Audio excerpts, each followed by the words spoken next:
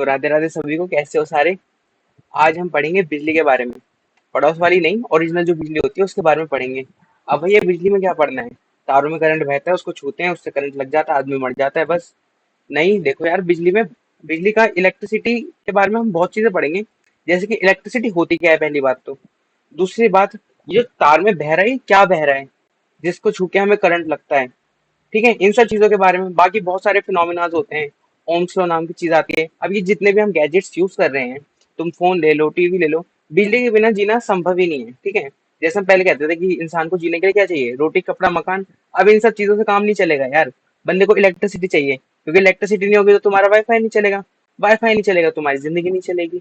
ठीक है। और वाईफाई से भी पहले फोन ही नहीं चलेगा, क्योंकि फोन को भी तो चार्ज करना पड़ेगा, उसको चार्ज करने के लिए भी इलेक्ट्रिसिटी चाहिए। तो इलेक्ट्रिसिटी तो बहुत जरूरी चीज है, जो तुम्हें पढ़नी ही चाहिए। ठीक है। तो अब हम स्टार्ट करते हैं। देखो, इलेक्ट्रिसिटी क्या होता है। Electricity is a fundamental force of nature that plays a vital role in our modern world. Electricity एक ऐसी फंडामेंटल फोर्स है, एक तरह की फोर्स है। फोर्स मतलब पुश पुल, उस टाइप का कुछ समझ लो।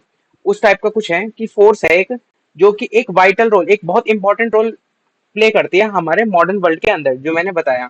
इट पावर्स अवर होम्स, ये हमारे घरों को, हमारे बिजनेसेस को, हमारे ट्रांसपोर्ट सिस्टम्स को सारा इलेक्ट्रिसिटी काम करवाती है। Electricity is the flow of electric charge similar to the flow of water in a pipe. Electricity को हम इस तरीके से मान सकते हैं, जैसे कि पाइप में पानी बहता है, उस तरीके से हम मान सकते हैं। किसी तार तार के अंदर उसी तरीके से करंट बहता है। अब जरूरी नहीं वो तार ही हो, तार को हम लेते हैं कंडक्टर। अब कंडक्टर और इंसुलेटर्स तुमने छोटी क्लासेस में पढ़ा होगा। इंसुलेटर्स वो मटेरियल्स होते हैं जो कि करंट को अपने आसपास फ्लो नहीं होने देते, और कंडक्टर्स वो मटेरियल होते हैं जो अपने आर पार करंट को फ्लो होने देते हैं। ठीक है। अब देखो, सबसे पहले इलेक्ट्रिसिटी क्या है, फ्लो ऑफ इलेक्ट्रिक चार्ज। अब मैंने तुम्हें कहा कि मैं ये बताऊंगा कि इसमें बहता क्या है। इसमें बहते हैं इलेक्ट्रॉन्स। अब भैया इलेक्ट्रॉन्स क्या होते हैं, हमने पढ़ा होगा कि एटम जो होते हैं, एटम को हम और सब डिवाइड कर सकते हैं तीन एटॉमिक पार्टिकल्स के अंदर। तीन सब एटॉमिक पार्टिकल्स कौन कौन से, इलेक्ट्रॉन्स, प्रोटॉन्स और न्यूट्रॉन्स। उनमें जो वो जो इलेक्ट्रॉन होता है, वो इलेक्ट्रॉन ही कारण बनता है हमारे करंट को फ्लो करने का।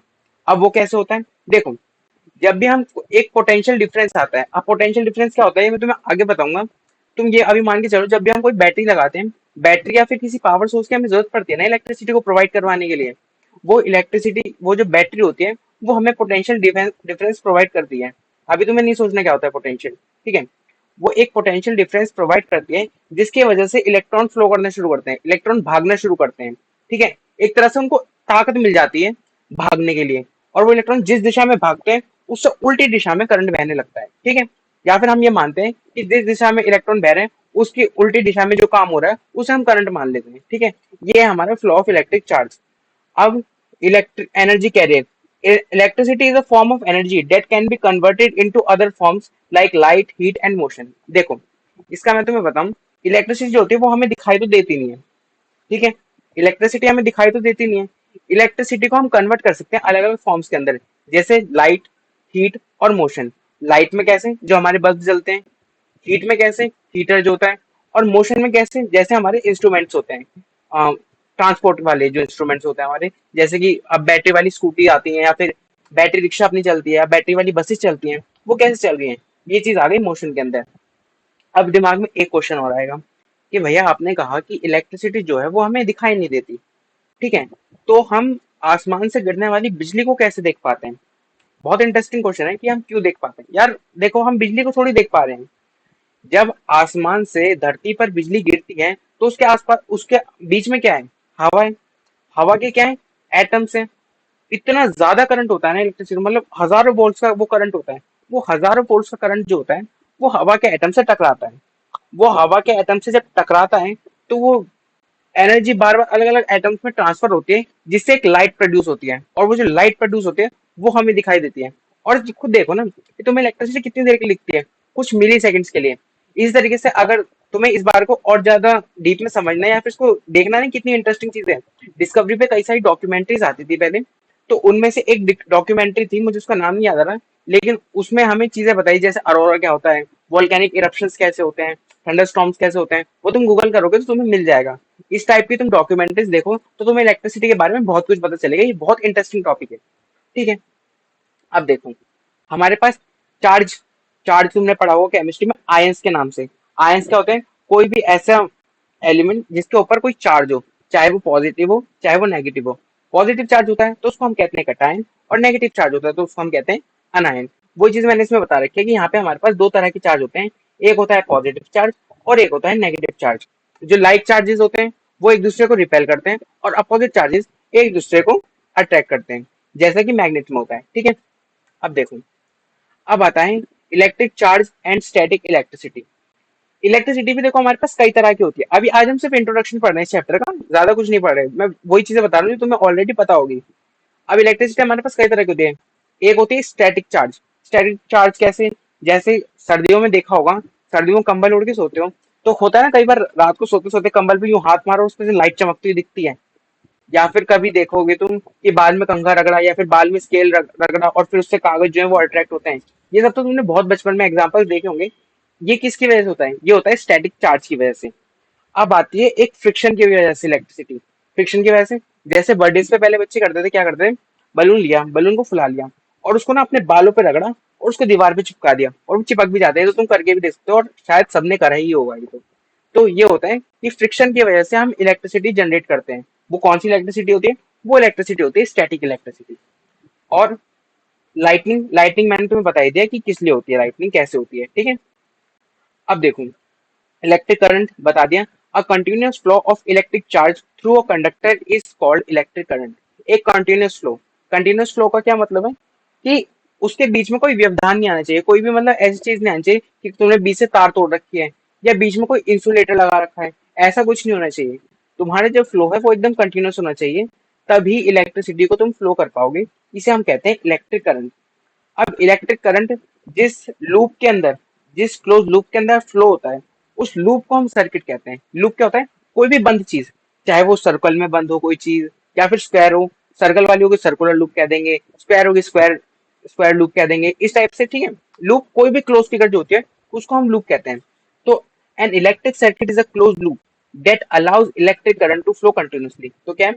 इलेक्ट्रिक सर्किट एक क्लोज लूप है जो अपने आर पार करंट को फ्लो होने देता है। ठीक है, अब इसके अंदर आते हैं कुछ कंपोनेंट्स। कंपोनेंट मतलब एक सर्किट के अंदर क्या क्या चीजें लगती हैं। तो सबसे इंपॉर्टेंट क्या है? सबसे पहले बैटरी। बैटरी क्या है? बैटरी वो चीज है जो एनर्जी दे रही है इलेक्ट्रॉन्स को भगाने की, जिसे हम पोटेंशियल कहते हैं। ठीक है, वो एनर्जी दे रही है बैटरी।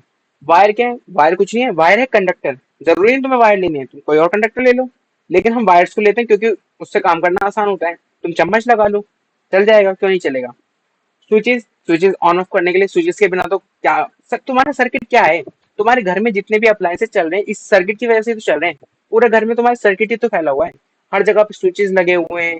तुम्हारी बैटरी क्या है? तुम्हारे ट्रांसफार्मर से तुम्हें करंट मिल रहा है। ट्रांसफार्मर जो घर के बाहर लगे होते हैं, मतलब मोहल्ले के बाहर जहां भी लगे होते हैं, ट्रांसफार्मर्स लगे होते हैं। घर में कैसे करंट आ रहा है? वायर्स की वजह से। और रेजिस्टर्स क्या होते हैं? रेजिस्टर्स होते हैं जो रेजिस्टेंस प्रोवाइड करते हैं। अब रेजिस्टेंस अगर मैं मोटा मोटा भी बता दूं, और डीप में हम ऑप्शनल में पढ़ेंगे, मोटा मोटा बता दूं तो रेजिस्टेंस एक तरह से करंट के फ्लो को रेजिस्ट करते हैं। रेजिस्ट मतलब उसको अपोज करते हैं कि जितना करंट हमारे अप्लायंस को चाहिए उसको उतना ही मिले। क्योंकि जो गवर्नमेंट की तरफ से या फिर जो ट्रांसफार्मर से हमारा करंट आ रहा है बहुत ज्यादा आता है ना, ट्रांसफार्मर उसको कम करता है, फिर रेजिस्टर्स उसको और थोड़ा कम करते हैं ताकि हमारा वो बल्ब जल सके, वरना फटफटा जाएगा कुछ भी। तभी कहते हैं ना कि लाइट जाने के बाद हमारे घर वाले क्या करते हैं? फ्रिज को बंद कर देते हैं, कूलर को बंद कर देते हैं, टीवी को बंद कर देते हैं। क्यों बंद कर देते हैं? क्योंकि हो सकता है कि जब लाइट आए तो एकदम से करंट का फ्लो जो है बहुत ज्यादा तेज आए, जो वोल्टेज है बहुत ज्यादा तेज आए, तो उससे तुम्हारे इलेक्ट्रिकल अप्लायंसेस जो है वो खराब हो सकते हैं। तो वही सब है। ठीक है, अब कंपोनेंट्स क्या क्या होते हैं? पावर सोर्स मैंने बता दिया, बैटरी, जनरेटर, कंडक्टर्स, ये सारे कंडक्टर्स होते हैं। अब ये कंडक्टर्स इतने सारे क्या बने हुए? कैपेसिटर, इंडक्टर वगैरह क्या है ये सब छोड़ दो, ये सब आगे पढ़ोगे होते हैं। लोड, लोड हम कह सकते हैं कि वो एलिमेंट है जिसके ऊपर हम स्टडी कर रहे होते हैं। फॉर एग्जाम्पल, अगर हम कोई मोटर चला रहे हैं तो मोटर हमारा लोड हो गया। बल्ब जल रहा है, बल्ब हमारा लोड हो गया। या फिर जिसकी चीज को हम पावर दे रहे हैं वो चीज हो गई लोड। स्विच, स्विच तो तुम्हें पता ही है जिससे ऑन ऑफ करते हैं। और रजिस्टर मैंने तुम्हें बता दिया जो वोल्टेज वोल्टेज और करंट को रेगुलेट करने के काम आता है। ठीक है, अब ये सारे इसके सिंबल्स हैं। अब इन सिंबल्स को यार तुम्हें थोड़ा सा प्रैक्टिस करना पड़ेगा।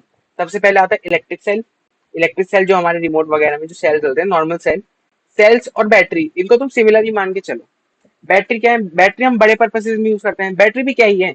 बैटरी एक कॉम्बिनेशन ऑफ सेल्स ही तो है।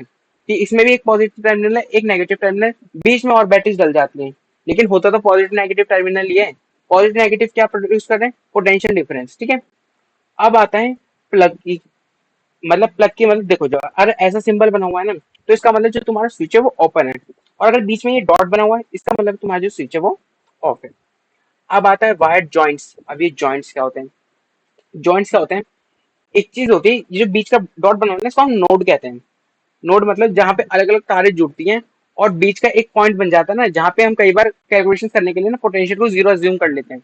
अब ये बात तो मेरी समझ नहीं आ रही होती, लेकिन ऐसा होता है कि एक पॉइंट होता है जहाँ पे हम पोटेंशियल को जीरो एज्यूम करते हैं, उसी को हम कहते हैं वायर जॉइंट। अब वायर क्रॉसिंग विदाउट ज्वाइनिंग, इसका मतलब एक तार के ऊपर से तार जा रही है, ठीक है, मतलब वो उसको टच नहीं कर रही, तार के ऊपर से तार जा रही है, तो ये हो गया हमारा वायर क्रॉसिंग। बल्ब का ये अपना सिंबल हो गया। रेजिस्टर बता दिया।